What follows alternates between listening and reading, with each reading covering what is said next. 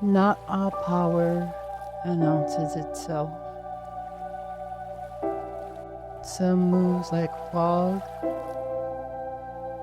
some waits like roots,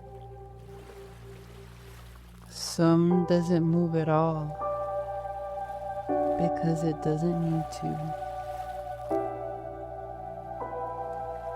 You've always been taught that strength shouts, that strength is loud, that it strikes, that it controls. But the deepest power is gentle. It whispers.